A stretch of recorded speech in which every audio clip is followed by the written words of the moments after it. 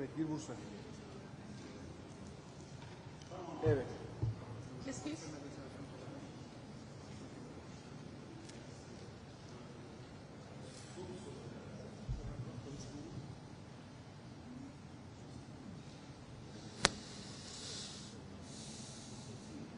Okay, so like I said this morning, Volodymyr Zelensky held this word. He's present in Turkey today with his counselors, with his minister, with whom I met this morning.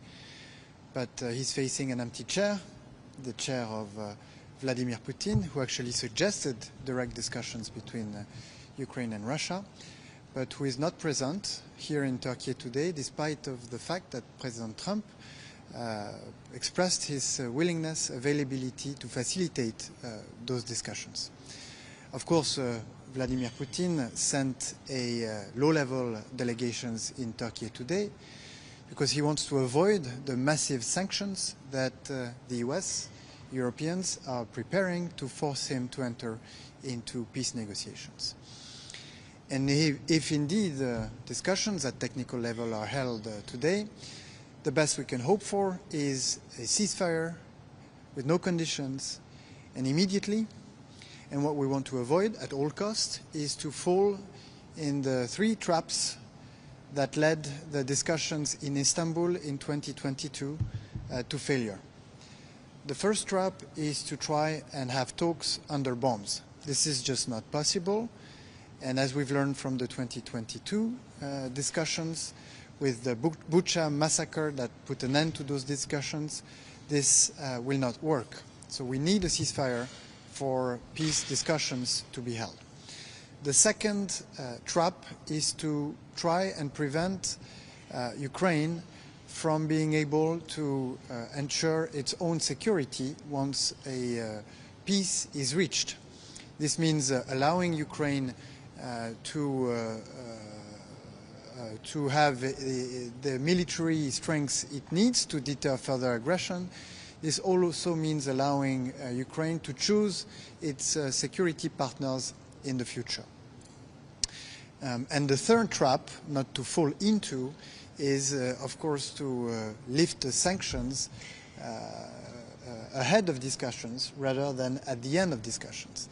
This choice was made in 2022 and led to the failure of the discussions. So again, discussions that will be held, hopefully be held later today, the best we can hope for is an immediate ceasefire. And what we need to avoid is the traps that led those discussions 3 years ago to the failure.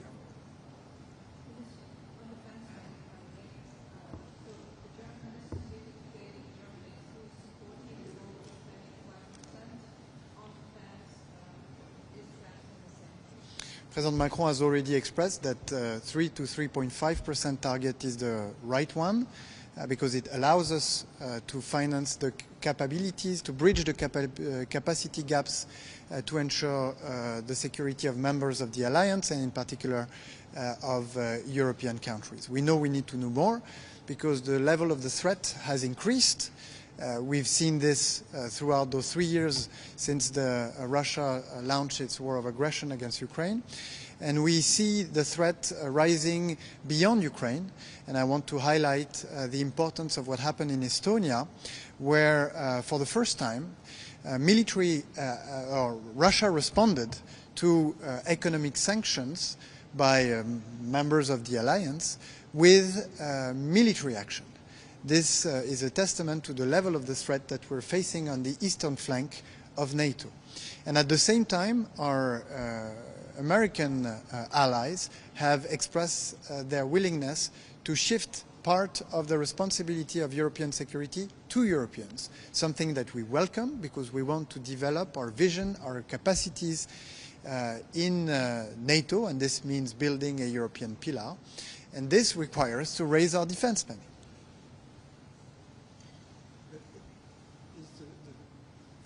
Figure, the right figure, split in 3.5 and 1.5 as Mr. Rutte suggested? So again, the 3 to 3.5 target is the right one for core defense spending.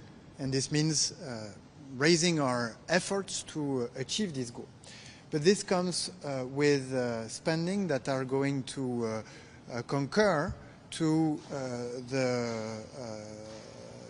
the increase in our defense capability, that are not direct defense spending, but that need to be achieved in order for us to be strong on different fronts: the cyber, the mobility of our armies, the resilience, all of those spending that are not directly military, but that will facilitate the security, or that will concur to the security in Europe. So, in your meeting earlier today with the Ukrainian Foreign Minister, did you talk about the expectations about the ceasefire? You mentioned an immediate ceasefire, but we are hearing reports from Ukraine like a 30-day ceasefire. Yes. Sorry, it's a 30-day ceasefire with no conditions and immediate. That's what President Macron, with the German Chancellor and the British and Polish Prime Minister, said very clearly in Kiev last Saturday, after the exchange with all the members of the coalition of the willing, and after the exchange with President Trump. So that's exactly what we're calling for. In fact, that is the US proposal that the Ukrainian accepted on March 9, which is more than 2 months ago. It's now up to Russia to seize this offer. Minister, could you also be more specific on the massive sanction you say EU and American are preparing against Putin if it's not changing the Sure. So let's recall that we have already taken a number of sanction packages against Russia. In fact, if Russia is tampering with the Estonian Navy 3 days ago, this is precisely because our sanctions are biting. They're biting Russia, because as you remember, what happened in Estonia is that a sanctioned oil tanker was being stopped by the Estonian Navy, and Russian jet fighters came across to basically threaten the Estonian Navy not to stop a sanctioned oil tanker, an oil tanker used by Russia to circumvent those sanctions that we applied on Russian energy. So these sanctions, they are already very strongly affecting the Russian economy. We estimate that our sanctions cost Russia 400 billion euros, which is worth 3 years of military spending by Russia. But we want to go further, because Russia so far has not sent any signal of its willingness to negotiate or to start peace negotiation. That's why we adopted a 17th package of sanctions 2 days ago, or that will be formally adopted in a few days, but it was agreed upon 2 days ago. I'm very satisfied with this. In fact, France contributed heavily to the designation of oil tankers, of financial institutions, of companies providing dual goods, of entities and individuals contributing to disinformation campaigns and cyber attacks. But of course we need to go further. This is the reason why I will be meeting with Senator Lindsey Graham in a few minutes to discuss his sanction package that has been mentioned by Marco Rubio earlier, and that we want to build upon to add European deterrence sanctions to this US package, with one single objective, which is to get Vladimir Putin to cease fire and to enter peace negotiation. What will these deterrent sanction package recover? Well, they will include sanctions on oil and sanctions on financial institutions, because this is what is today fueling Russian war of aggression against Ukraine. One more question.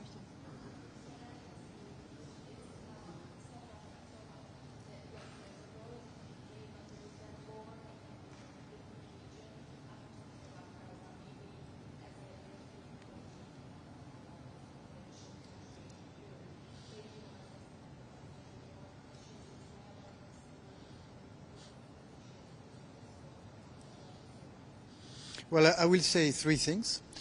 The first thing is that we call for an immediate ceasefire the free access and massive access of humanitarian help in Gaza, and the liberation of all of the hostages still held by Hamas.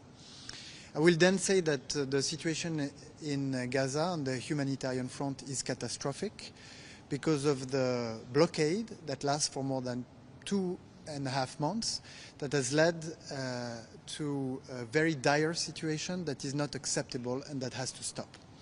I will also say that we will oppose and condemn the decisions, if they were made, announced by the Israeli government regarding further occupation and military action in Gaza. Of course, we want the Hamas to be disarmed. We want the Hamas to leave Gaza. We want the Hamas not to have any role in the future governance of Gaza.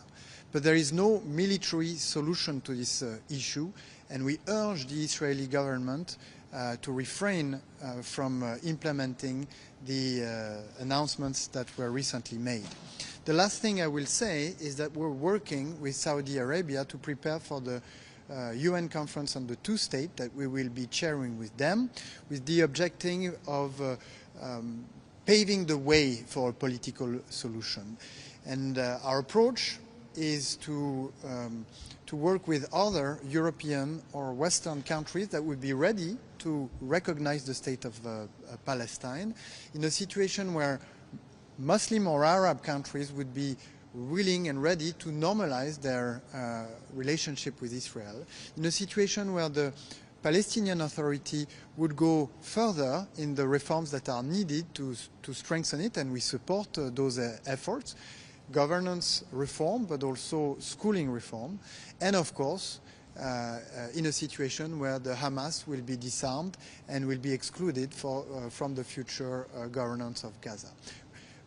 We think that we have a momentum to bring all this together, which will not only be a symbolic moment, but also a milestone, an important milestone on the path towards a political solution that will allow the Israeli and the Palestinians to live side by side in peace and in security. I thank you very much. Thank you very much. We have to thank you.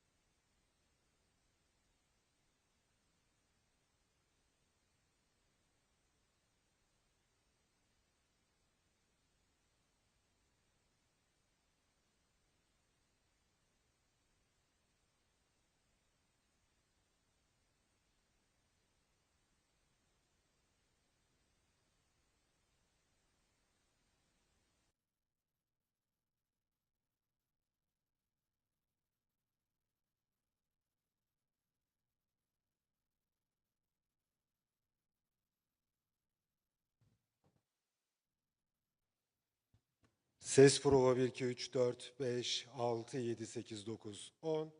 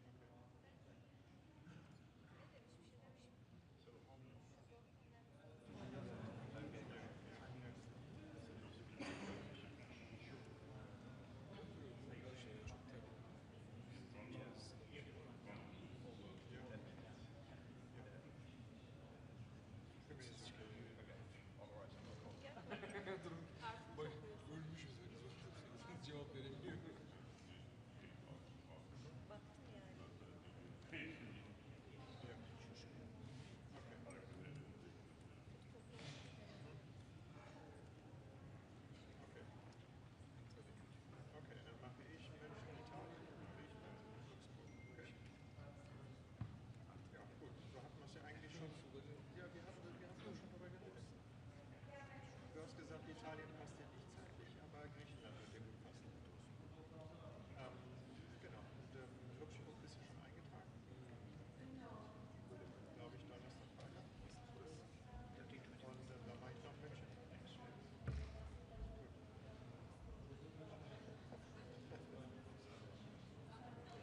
Ja, verstehe. Ich dachte, es gibt was Neues. Aber dann ist das.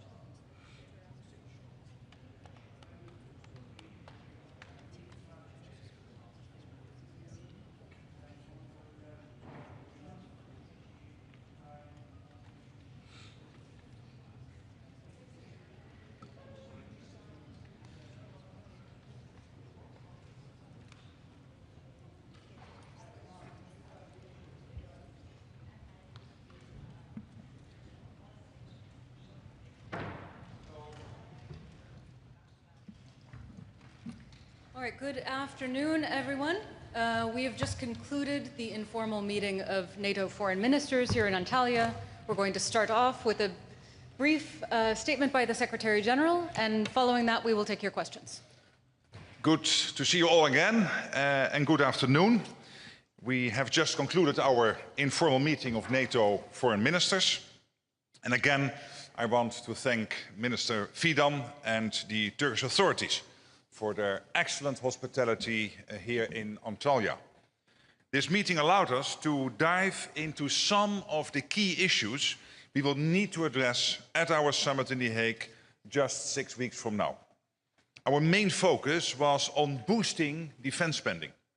This is the core deliverable for the summit and will be a key area for the alliance in the years to come. Increased defense spending is essential to our security. It is needed to meet the capability targets that allies will soon agree and to ensure that the alliance is ready to face any threats and challenges.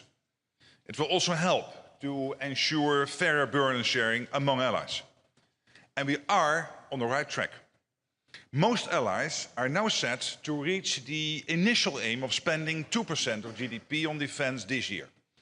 And many have already announced plans to go much, much further. And this is crucial, because it is clear that 2% is not nearly enough. Our discussions here in Antalya focused on what more we will need for the future. We know we will need greater investment in our core military requirements, as well as additional broader defense-related investments, including infrastructure and including resilience. I look forward to continuing to work closely with allies in the coming weeks as we prepare formal decisions for the summit in The Hague. We also discussed the importance of strengthening our defense industries.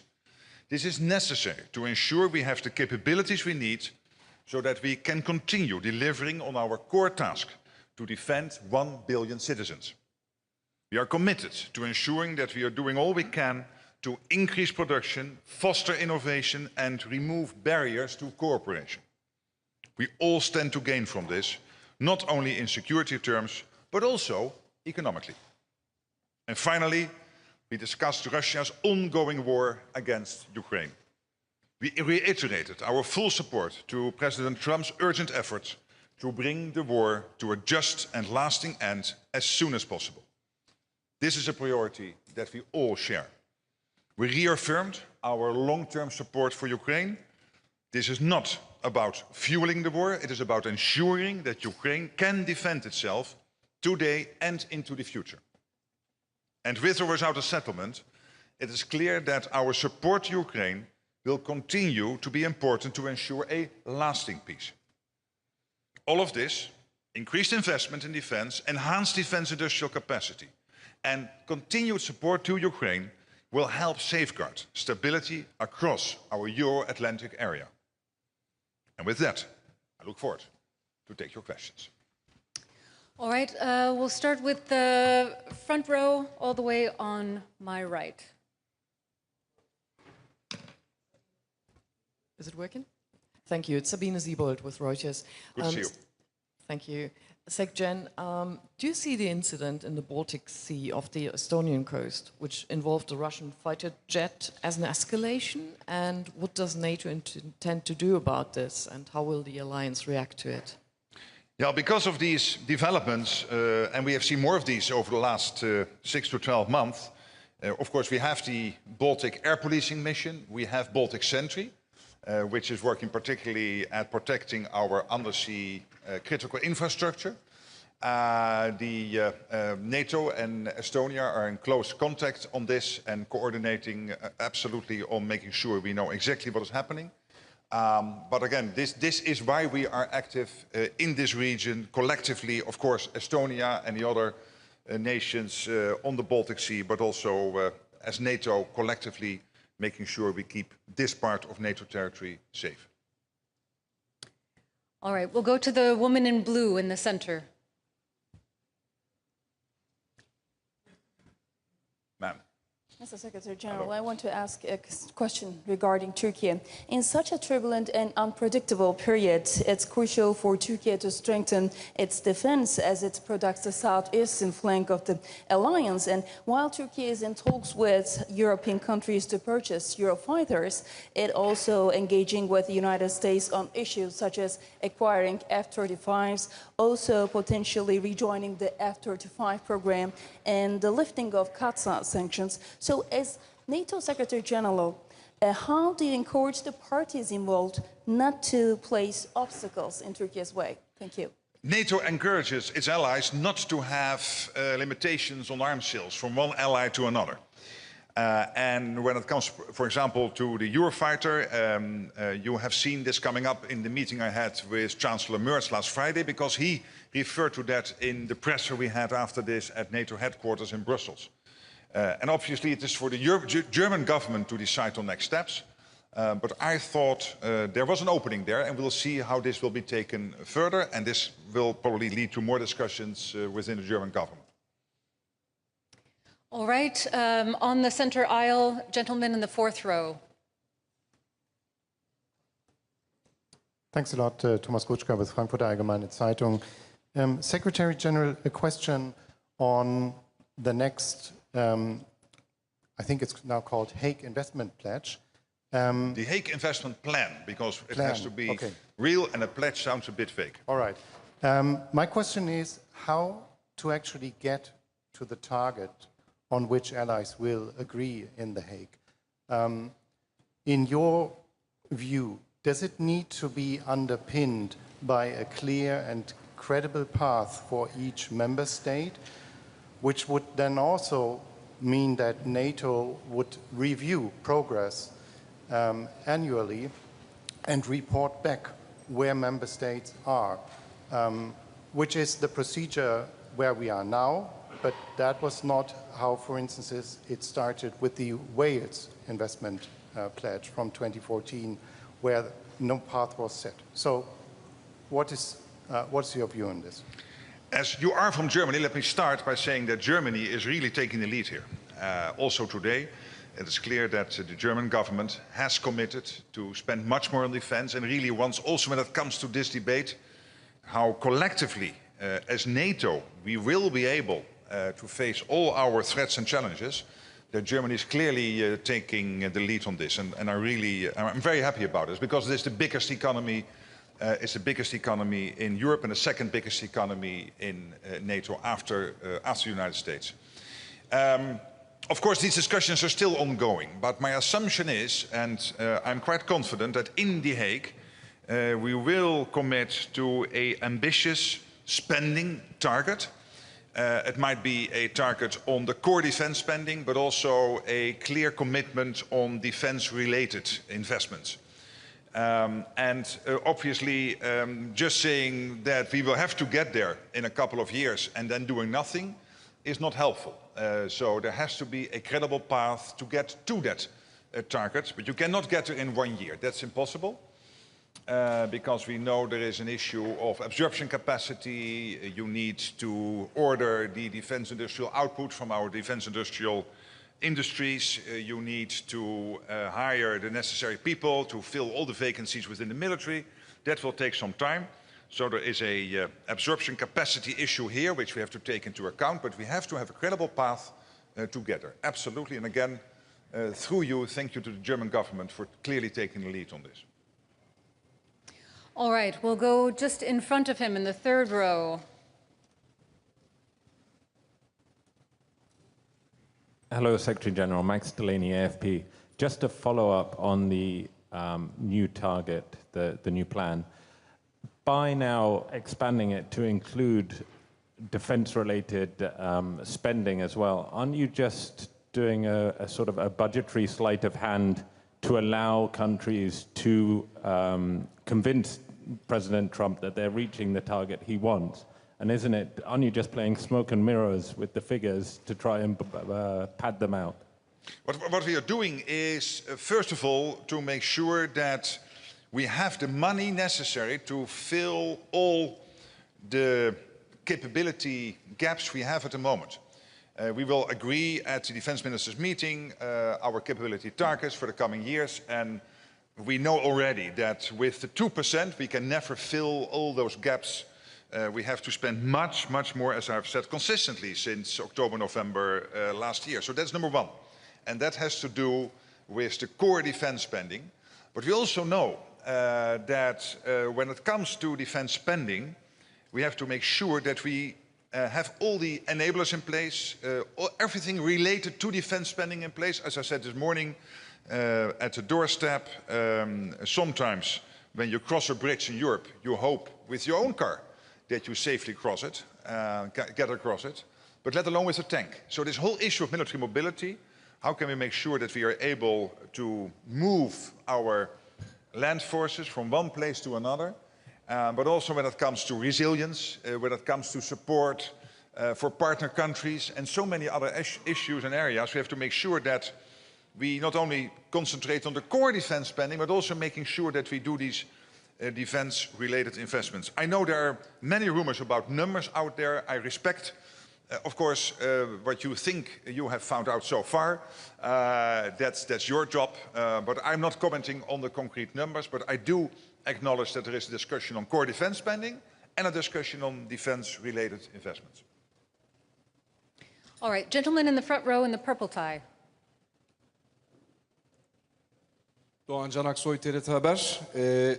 Turkey's defense industry has made a significant progress in recent years, and NATO countries have shown increasing interest in Turkish products. Just yesterday, an agreement was signed with Spain for the producement of Hürjet trainer aircraft. And Turkey's effective defense production has gained even more prominence with the Russia-Ukraine war. In this context, how do you assess Turkey's role on the defense industry? Thank you. It's very important because Turkey has an impressive defense industrial base. It is already working in close conjunction with industries and countries all over Europe and the United States. As I said before, there is this problem we are facing. When it comes to deterrence and defense, there is an issue around spending, yes, but there's also an issue around, are you able to credibly produce the defense industrial output you need to keep ourselves and all of us, all 1 billion people living in NATO territory, safe. Russia, in some calculations, is producing in 3 months in terms of ammunition what the whole of NATO is producing in a year, and Russia is only 5% the size of the overall NATO economy. So that's not sustainable. And that's why I'm very much pleading with allies not to have barriers between countries and between European nations within the EU or outside the EU and Canada and the US. We all have to work together on this. And the good thing for industry is that industry now will know the capabilities we need and the gaps we still have. That will inform them, and including the Turkish defense industrial companies, to produce what is needed.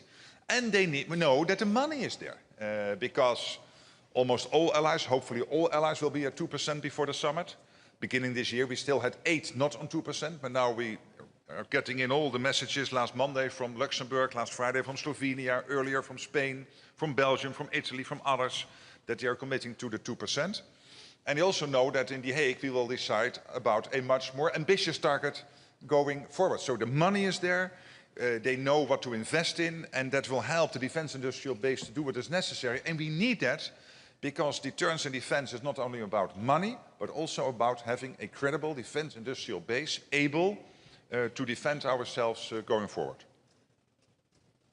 All right, in the very center, gentleman in the light gray jacket.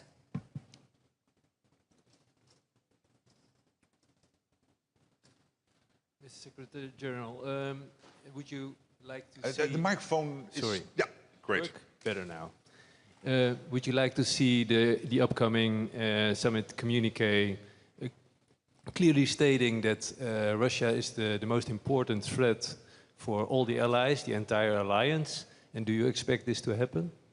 Well, clearly, in the strategic concept and in the Washington Declaration and in every press conference I am giving, we repeat that Russia is the long-term threat. We repeat that China is rapidly building up its armed forces, which is, of course, a big concern. They will have 1,000 nuclear warheads by the end of the decade.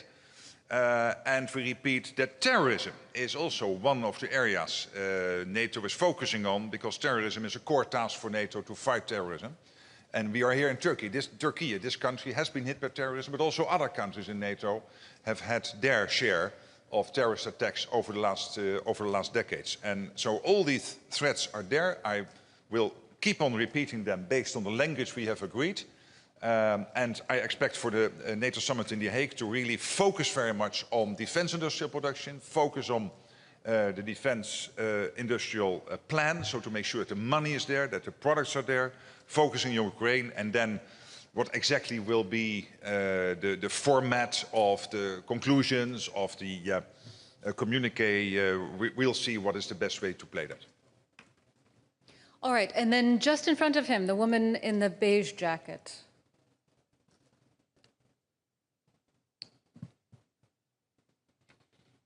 Thank you, Secretary General.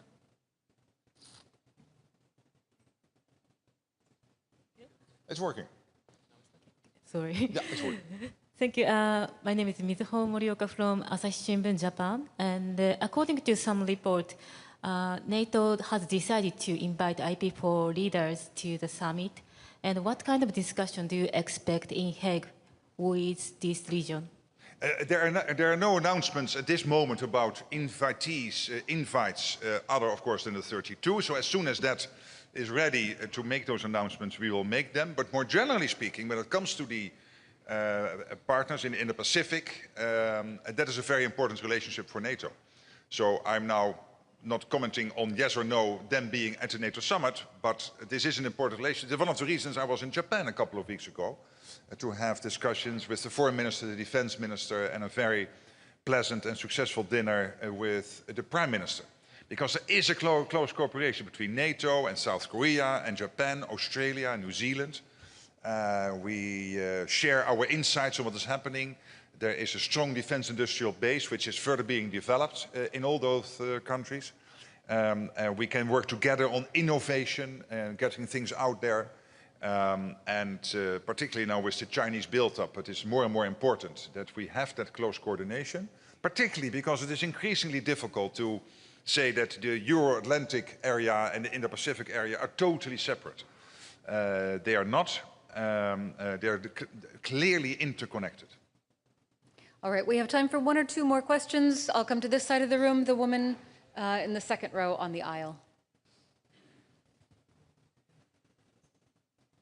Secretary General, Maria Ortega from TRT Spanish.